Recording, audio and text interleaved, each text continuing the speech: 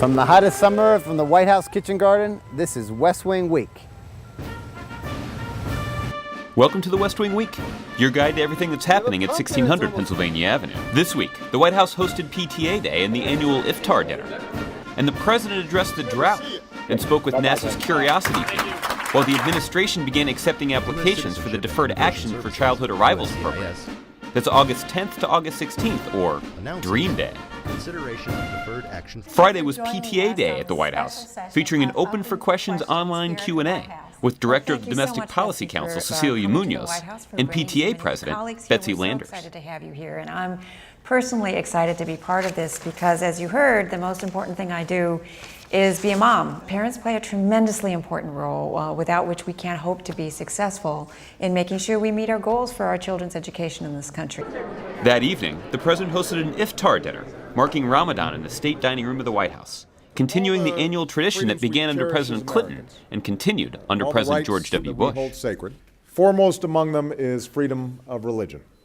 It's enshrined in the First Amendment of our Constitution, and it runs through the history of this House, a place where Americans of many faiths can come together and celebrate their holiest of days, and that includes Ramadan. Thomas Jefferson once held a sunset dinner here with an envoy from Tunisia, perhaps the first iftar at the White House more than 200 years ago. And some of you, as you arrived tonight, may have seen our special display, courtesy of our friends at the Library of Congress, the Quran that belonged to Thomas Jefferson. And that's a reminder, along with the generations of patriotic Muslims in America, that Islam, like so many faiths, is part of our national story. On Monday, the president made a call to congratulate members of NASA's Curiosity Mars rover team at the agency's Jet Propulsion Laboratory, where the rover was designed, developed, and assembled. This is the kind of thing that inspires kids across the country. You know, they're telling their moms and dads they want to be part of a Mars mission, maybe even the first person to walk on Mars. And that kind of inspiration is the byproduct of work that you guys have done.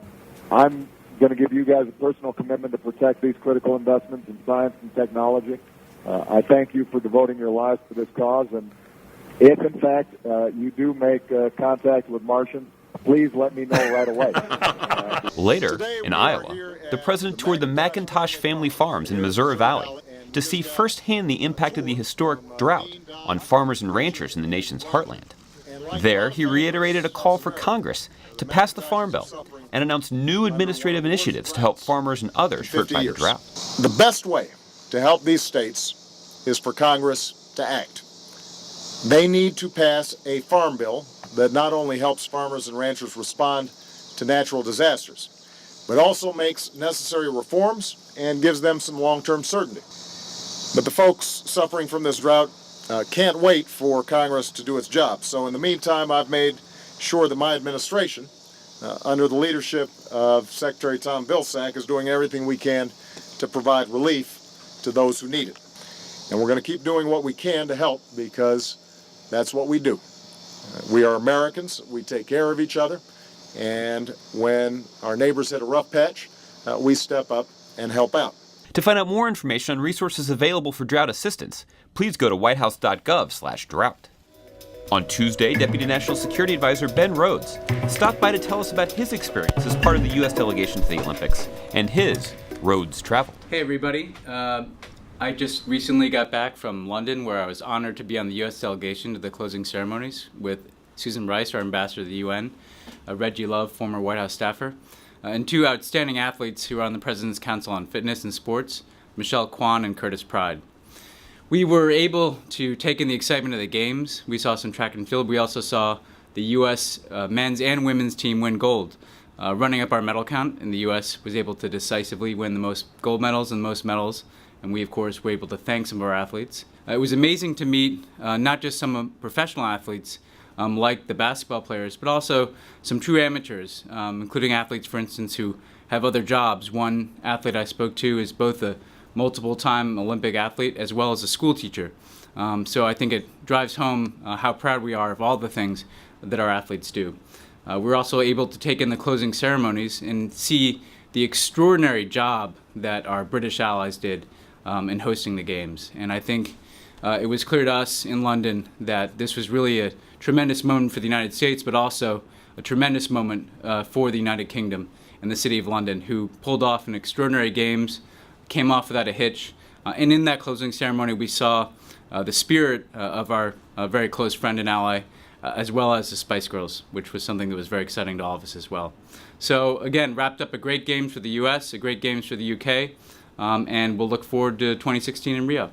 Wednesday was Dream Day, when the administration began accepting applications for the Deferred Action for Childhood Arrivals program. Certain immigrants who were brought to the United States as young children will be able to avoid the threat of deportation and obtain an employment authorization for 2 years by filling out the forms that can be found at uscis.gov/childhoodarrivals. To find out more information on any of these topics or to see complete videos of these events, go to whitehouse.gov. And thanks again for checking out your West Wing Week.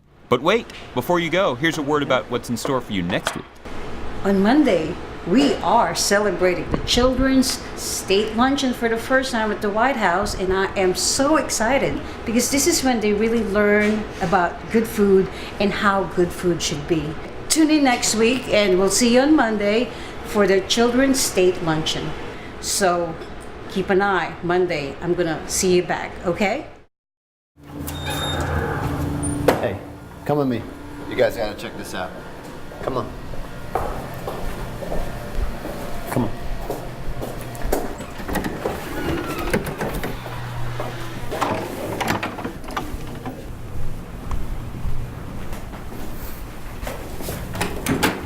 Come on.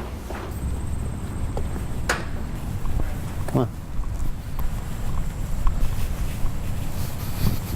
We're almost there. We're getting close. All right. Almost there. Almost there. Come on. Down the hill.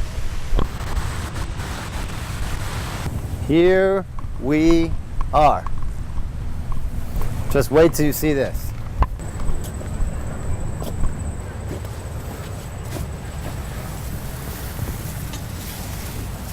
This is the beginnings of the biggest watermelon the White House has ever seen. Congratulations.